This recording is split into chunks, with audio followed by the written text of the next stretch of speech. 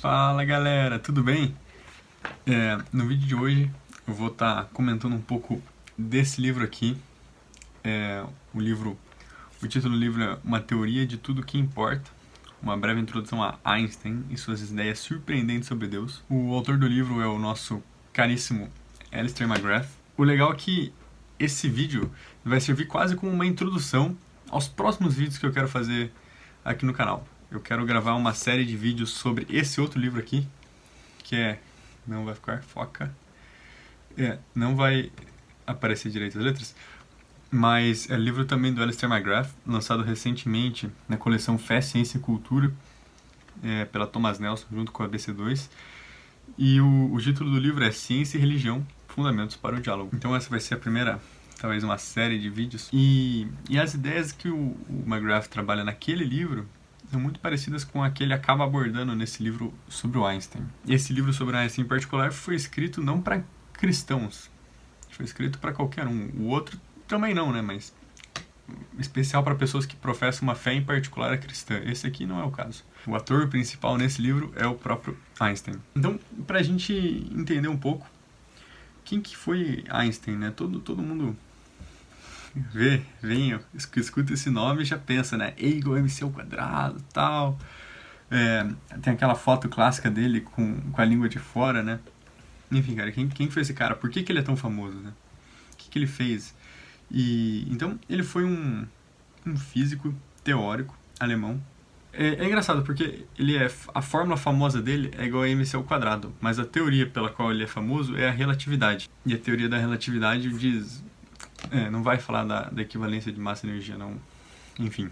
Então, eu vou primeiro falar um pouquinho sobre a teoria física dele, o que é a teoria da relatividade especial, a geral, um pouco do que ele fez na física, e porque isso ajuda a gente a entender quais são os demais pensamentos de Einstein.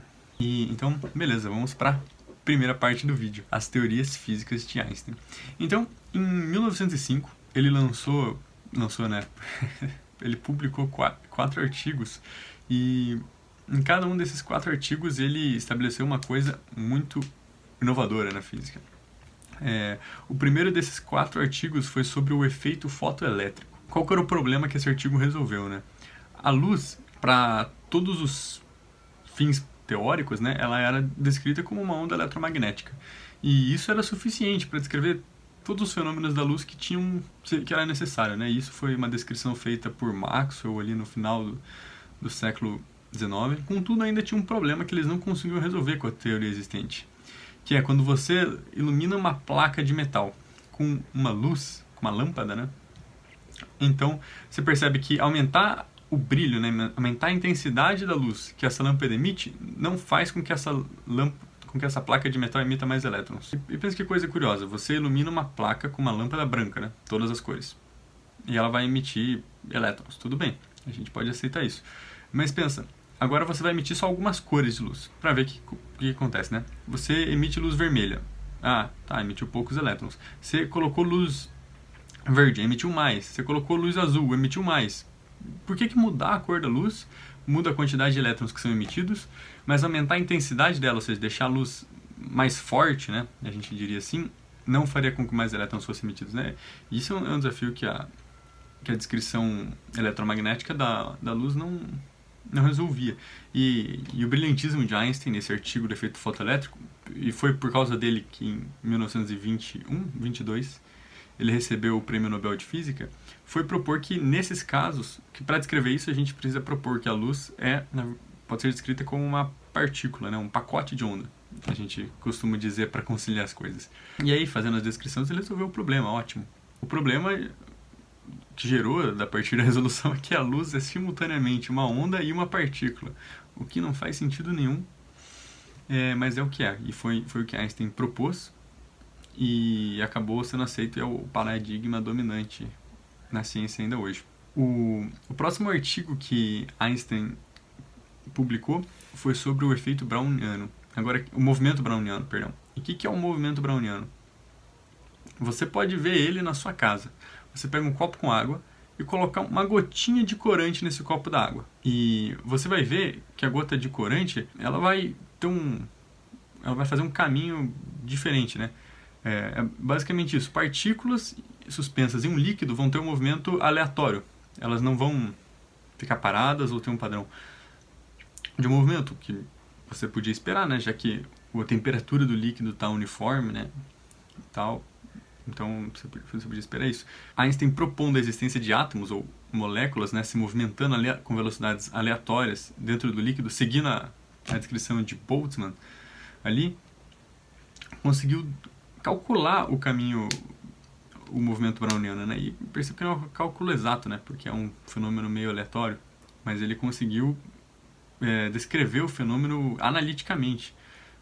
E isso, a descrição dele foi tão incrível, foi tão precisa, que ela demonstrou, foi uma demonstração da existência dos átomos. Nessa época ainda tinha uma discussão se eles existiam ou não.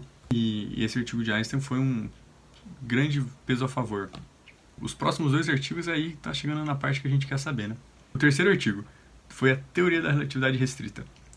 O que a teoria da relatividade restrita é? Em suma, ela vai dizer que as leis da física são iguais para todos os observadores. O que quer dizer isso, né? Se eu tô correndo na rua e tem alguém parado, então quer dizer que as leis da física para a pessoa que está correndo e para a pessoa que estão parados são as mesmas. Em particular, isso implicava que a velocidade da luz era a mesma para todos os observadores. Isso era uma consequência das equações de Maxwell. E então, aí você pode pensar, tudo bem, mas faz sentido que a velocidade da luz seja a mesma para todas as pessoas? Percebam a bizarrice disso. Eu tô sentado aqui agora, falando com vocês. Eu vou medir a velocidade da luz. Por exemplo, está passando um carro aqui fora e alguém acendeu uma luz lá dentro. Eu vou medir a velocidade da luz como algum valor. E a pessoa que está lá dentro, nesse carro, vai medir a velocidade da luz como sendo outro valor. Só que, na verdade, é o mesmo valor. O que isso é estranho? Se eu estou sentado e tem uma pessoa andando e tem um carro, um ônibus passando na minha frente, e tem alguém andando nesse ônibus, para mim, a velocidade dessa pessoa é a velocidade do caminhar dela mais a velocidade do ônibus. Para ela, não, porque ela está dentro do ônibus. Então, a velocidade dela é simplesmente a velocidade com que ela está caminhando, né? Ou a velocidade para uma outra pessoa sentada no ônibus olhando para ela. Vocês estão entendendo, né? Só que, então, para mim que estou fora do ônibus, eu somo a velocidade da pessoa mais a velocidade do ônibus. E essa é a velocidade final da pessoa em relação a mim.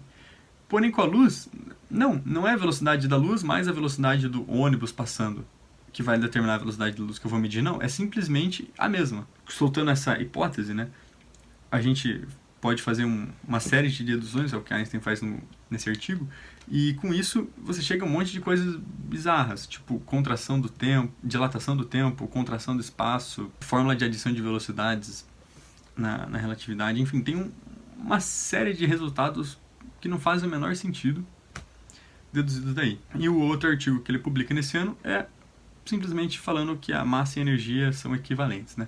Ele não chega a escrever E igual a mc², é uma fórmula que foi deduzida depois, mas é dela que ele está falando nesse artigo.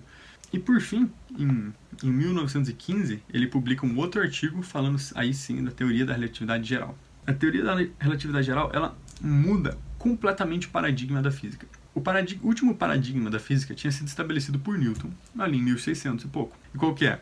Tudo o espaço é absoluto, né? O que é o espaço? É onde as coisas acontecem. Isso era o espaço para Newton. E daí você tem pessoas que se movem, você tem forças, velocidades, momentos, aceleração, e, enfim, um monte de coisa. E se vocês lembrarem das leis de Newton, né? Acho que, se não me engano, é a primeira. Um objeto, ele permanece em movimento retilíneo uniforme pelo espaço, a menos que uma força inflige aceleração nele. Então, o espaço é onde as coisas acontecem. Mas a teoria de Einstein mudou completamente esse paradigma ao estabelecer que o espaço não é simplesmente onde as coisas acontecem, mas as coisas alteram o próprio espaço. Para Einstein, o espaço-tempo, né, não é simplesmente mais o espaço, porque o tempo precisa ser incluso, porque o espaço-tempo muda com o tempo. Ele é curvo, né? Ele pode ser plano, mas se tem matéria, se tem massa, então ele se curva proporcionalmente a essa massa. E na verdade não só massa, mas energia e momento em geral, né? E os corpos sempre se movem em linhas retas nesse espaço-tempo curvo. Só que uma linha reta em um espaço curvo não é reta, né? Por exemplo, a gente chama de geodésicas. Se você está andando em linha reta na Terra, você não está andando em linha reta, você está andando em cima da curvatura do globo, né? É mais ou menos essa ideia. Pelas brilhantes deduções teóricas, e tem mais um monte de coisa, né? O princípio da equivalência, e só rascunhei por cima pra gente não se delongar muito, mas o que se importa? E o que isso nos ensina sobre quem Einstein era? Einstein era uma pessoa intrigada com a natureza e que tinha uma convicção firme que existe ordem por trás do que a gente observa. Ele tinha certeza absoluta de que, ao olhar para o universo, a gente ia encontrar ordem. E é por isso que, depois da teoria da relatividade, ele passou o resto da sua vida tentando encontrar a chamada teoria de tudo, né? Que é como conciliar toda a física, né? Como juntar todas as leis da física, a gravidade com as forças da mecânica quântica, com o eletromagnetismo, fazer essa conciliação de tudo. E o fato dele ter feito isso só expressa mais do caráter dele. A certeza que ele tinha de que existia essa ordem natural, de que existia uma inteligibilidade no universo, a gente pode entender o universo, que há uma racionalidade por trás do universo.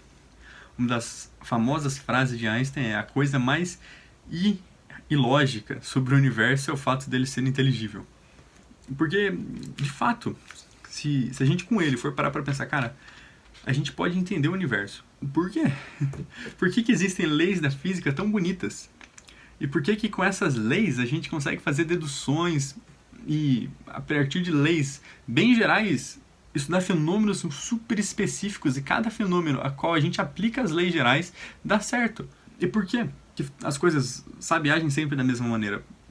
A gente está acostumado, né? Sempre que a gente soltar um objeto, ele cair, mas por que ele sempre cai do mesmo jeito? Por que ele cai toda vez? O fato da gente conseguir entender essas coisas, fazer um sentido por trás, era algo que realmente deixava Einstein abismado. E contudo, é uma das fascinações dele. Ele tinha certeza de que existia essa racionalidade por trás. Ele era... A gente não pode dizer que ele era deísta, mas ele era como se fosse um deísta, né? Ele tem várias aproximações do raciocínio dele com um certo deísmo. O que é isso? Ele acreditava que existia uma racionalidade externa, superior ao universo, que tinha imposto a inteligibilidade no universo, que tinha criado as leis que hoje nós podemos estudar. Einstein não acreditava em um Deus pessoal. Isso é importante a gente dizer. Ele não acreditava que essa entidade, dá para dizer assim, que criou o universo, ela falasse com os seres humanos. Ele tinha a convicção de que a entidade que criou as leis naturais não podia, não sei se ele diria que não podia, mas não mudava, não interferia nelas. Ele respeitava 100% do tempo as leis da física. E essa é uma crença até hoje muito comum entre os físicos. E às vezes é meio tentadora. Essa crença na ordem do universo se refletia não somente na busca na física dele, mas ele acreditava que todo conhecimento podia ser ligado, porque fazia parte do mesmo universo. Então, ele, diferente de muitos físicos, a gente vê, tem vários outros físicos da época, tipo o Paul Dirac, o Heisenberg, que eles, era só física para eles, só física. Einstein, pelo contrário, ele gostava de todas as formas de conhecimento, mesmo não sendo especialista, né? Ele falava sobre a sociedade, sobre filosofia, sobre música. Ele gostava muito de música. Inclusive, é até interessante porque muitas das ideias que ele teve era tocando instrumentos. E a história que a esposa dele contou de quando ele desenvolveu a teoria da relatividade geral é que ele tocava e anotava um pouco. Continuava tocando e aí fazia mais um rascunho. E isso reflete a crença de Einstein de que a harmonia no universo está interligada, né? Então a harmonia na música, de algum jeito, deixava ele inspirado e conectado com a harmonia mais profunda da natureza, da física do universo. Então isso era muito legal. Essa crença profunda de Einstein nesse Deus, não pessoal, mas ainda assim criador do universo e definidor das leis, é uma coisa com a qual a gente pode dialogar como cristãos. Porque aonde Einstein foi limitado e ele parou, ele não conseguiu dar o passo à frente e de um Deus criador chegar no Deus pessoal que a gente crê que se revelou através de Jesus Cristo. A gente percebe ali em Romanos 1 que Deus fala que aquilo que você pode conhecer dele é conhecido através da natureza, isto é, o seu poder e soberania e glória.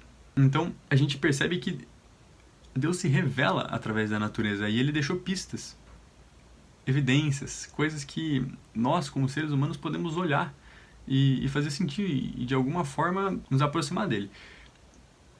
E Einstein foi uma pessoa que observou o universo, que questionou, que foi a fundo em busca da verdade por trás das coisas. E nessa busca, ele concluiu que precisava haver uma inteligência por trás, precisava haver um Deus que tivesse criado tudo isso. E o fato dele ter chegado a essa conclusão, para nós que cremos, que somos cristãos, é de fato natural.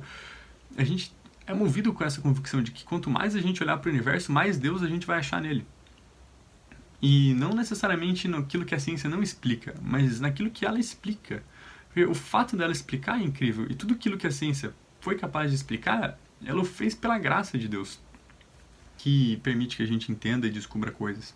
Então essa conclusão de Einstein, para nós é natural. Nós ainda temos o privilégio de saber que Deus não simplesmente é criador, mas ele também é salvador, redentor. Nós sim damos esse passo a mais e sabemos que Deus é pessoal, que ele fala com cada um de nós, que ele toca vidas. E essa questão de como Deus age no mundo, né, se ele interfere nas leis da física, como que ele faz milagres, como que é isso tudo, eu vou falar daqui um tempo, quando eu estiver falando desse outro livro do McGrath aqui. Mas o fato é que a gente crê que Deus faz todas essas coisas. E o que eu gosto desse texto de Romanos 1, que eu citei agora há pouco, é que Paulo diz que há tantas coisas de Deus que a gente pode aprender através do mundo que nós somos indesculpáveis perante ele. Deus se revelou tanto através desse mundo que ele criou que nós somos indesculpáveis diante dele, porque nós podíamos ter sabido quem ele é, mas a gente escolheu não dar glória a ele, mas a criatura, que é o próprio universo. E que nós possamos render glória ao nosso Criador. Que nós, como Einstein, possamos observar a fundo o universo, ver como ele é, e ao observar o universo, vermos Deus. Termos a plena convicção de que há um Criador por trás de todas as coisas. E mais do que isso, que esse Criador se revelou, desceu até a terra, na forma de homem, Jesus Cristo, e falou conosco, e habitou conosco. E hoje, ele derrama seu Espírito para habitar dentro de cada um de nós. Eu espero que vocês tenham gostado aí dessa breve introdução sobre Einstein, baseada nesse livro do Alistair McGrath. É um livro bem fininho, eu li em um dia, mas é um livro bem fininho, mas que introduz várias ideias muito legais sobre ciência e religião. Mas, para aqueles que são muito interessados nesse tema, a gente vai aprofundar mais esse assunto quando a gente falar do livro do Alistair McGrath, Ciência e Religião, Fundamentos para o Diálogo, nos próximos vídeos. Muito obrigado. Se você gostou desse vídeo, se você quer dar um apoio pro canal, deixe seu joinha e se inscreva. Muito obrigado e é isso aí. Até mais.